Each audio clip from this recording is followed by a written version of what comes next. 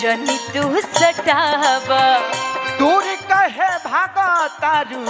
नियरा तू आवा मारा और अक्षरा जी के दू गोला होई पक्का ना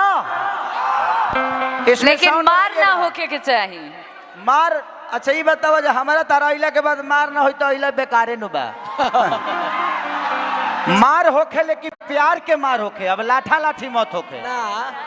संगीत के मार होखे डांस के मार होखे